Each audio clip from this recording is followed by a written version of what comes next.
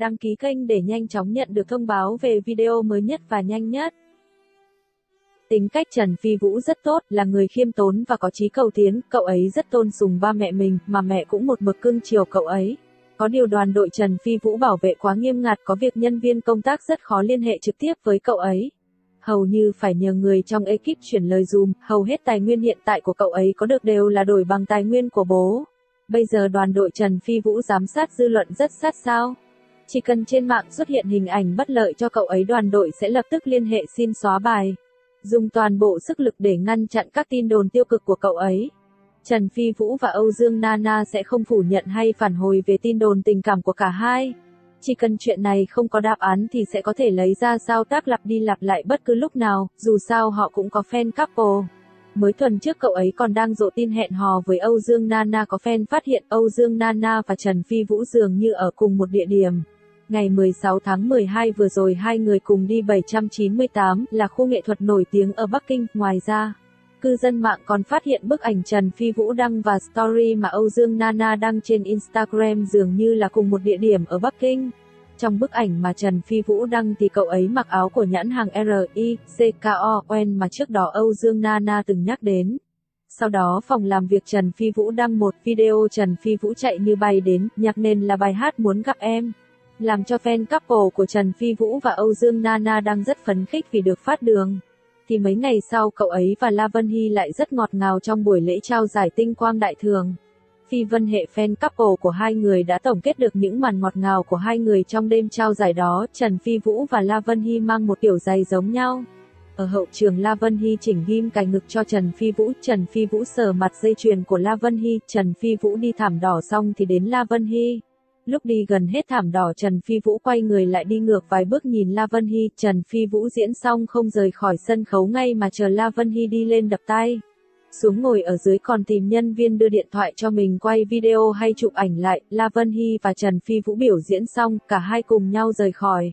Trần Phi Vũ trong vòng 12 phút quay đầu lại 37 lần, bởi vì La Vân Hy ngồi ở phía sau. Trần Phi Vũ mỉm cười nhìn La Vân Hy cùng Địch Lệ Nhiệt Ba lên đài nhận thưởng.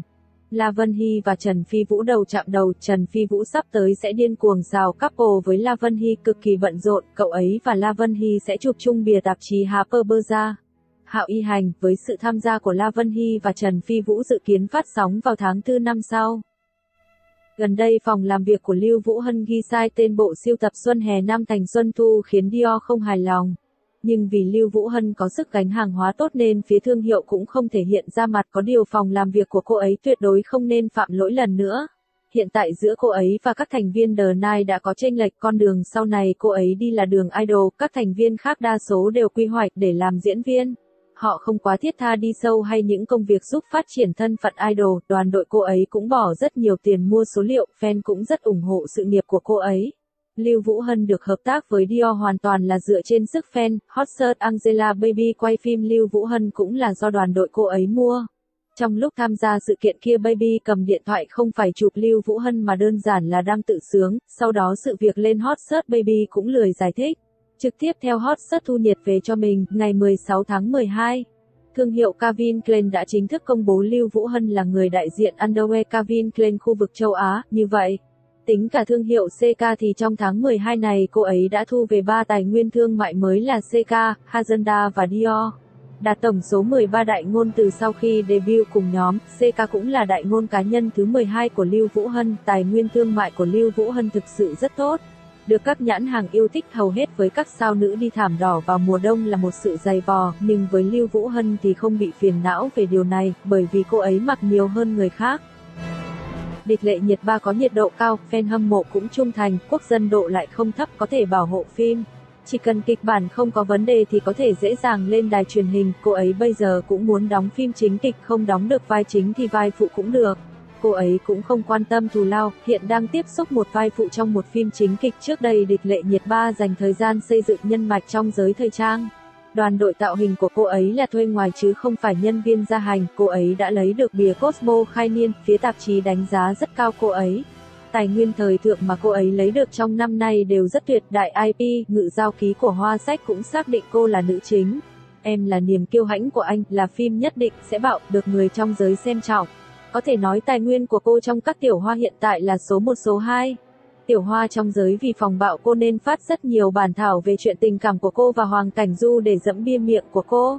Hiện tại trong tay paparazzi căn bản không có hình ảnh nào. Trong đêm hội tinh quang đại thưởng vừa qua, Tension có ý để Địch Lệ Nhiệt Ba và Dương Dương cùng đi thảm đỏ, cùng ngồi một chỗ. Nhưng Địch Lệ Nhiệt Ba không muốn buộc chặt Dương Dương quá sớm, nên bên cô ấy một mực từ chối và muốn đi thảm đỏ một mình. Việc Nhiệt Ba không muốn buộc chặt sao tác với Dương Dương không phải là vì quan hệ hai bên không tốt. Trong đêm hội tinh quang đại thưởng, cô cũng nhận được giải diễn viên truyền hình nhân khí của năm và giải ngôi sao VIP Em là niềm kiêu hãnh của anh tung ảnh poster.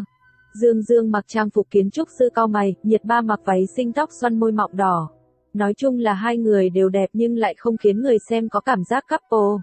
Có người còn nhận xét hai người giống như đang là chính mình chụp hình chứ không nhập tâm vào vai diễn. Tuy đoàn làm phim cố hết sức tạo cảm giác couple cho hai người nhưng từ diễn viên đến fan đều không muốn phối hợp. Việc này khiến công tác chuyên truyền phim rơi vào lúng túng, nam nữ chính thì kiểu độc thân xinh gái đẹp trai, fan thì chỉ nhìn idol mình. Rõ ràng cần tạo couple nhưng cứ nhắc đến couple thì fan hai bên bắt đầu ua.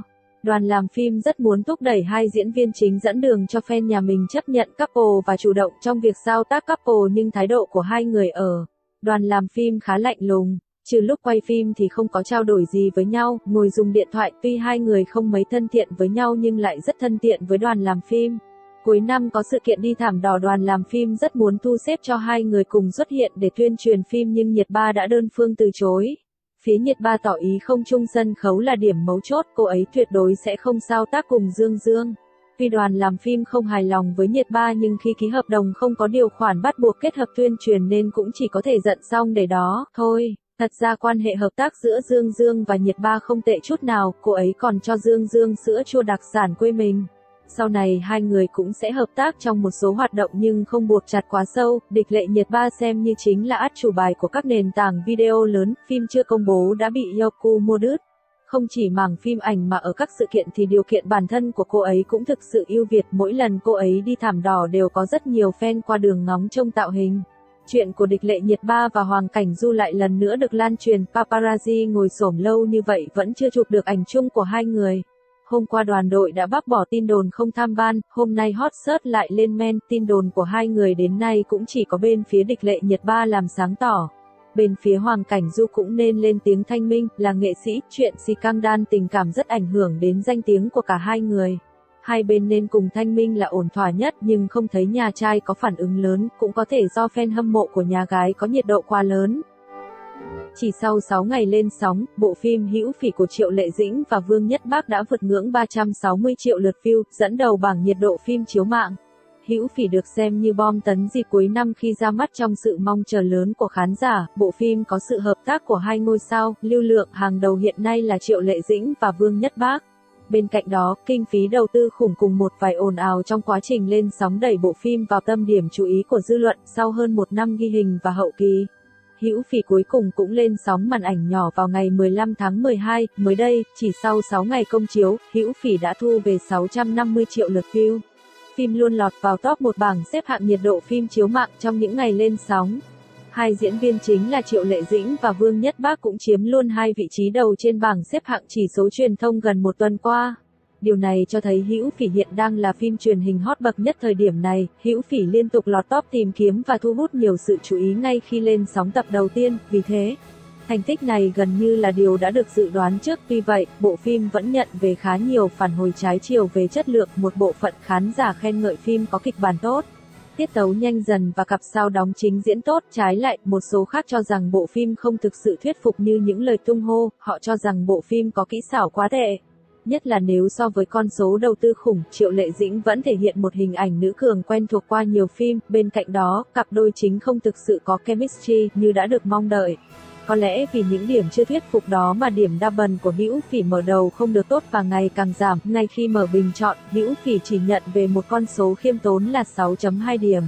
Tính đến ngày 22 tháng 12, con số chỉ còn lại 6.0 trong tổng số 108.000 lượt đánh giá thì số điểm từ 2 sao đến 4 sao chiếm đa số. Lý giải về điều này, khán giả trung lập cho rằng điểm 6.0 phản ánh đúng thực tế của Hữu Phỉ, đó là gây chú ý ở mức độ vừa phải chứ không tạo cơn bão yêu thích trên diện rộng. Số người đánh 5 sao đa phần đều là fan của cặp đôi Triệu Lệ Dĩnh Vương Nhất Bác. Ngoài ra, Việc phim đánh chiếm vị trí đầu các bảng xếp hạng là vì ở thời điểm hiện tại không có đối thủ cạnh tranh đáng kể, nhưng nếu so sánh chất lượng phim với nhiều dự án khác thì chưa thể sánh bằng. Hữu Phỉ đánh dấu sự trở lại của Triệu Lệ Dĩnh sau thời gian dài nghỉ sinh. Bộ phim từng được quảng bá sẽ phát sóng trên đài Hồ Nam nhưng đến sát ngày ra mắt lại có sự thay đổi. Nguồn tin hậu trường cho rằng đài Hồ Nam quyết định trả hàng, không mua bản quyền Hữu Phỉ nữa bởi giá bán rất cao nhưng chất lượng chưa tương xứng. Sau đó, Hữu Phỉ được công bố phát trên đài Bắc Kinh, vậy mà cuối cùng đến khi ra mắt chính thức bộ phim lại có mặt ở đài Hồ Bắc. Việc các đài truyền hình cứ đá qua đá lại bộ phim cũng khiến người xem phải đặt ra nhiều câu hỏi. Bộ phim Hữu Phỉ do Triệu Lệ Dĩnh và Vương Nhất Bác đóng chính mới phát sóng 6 ngày.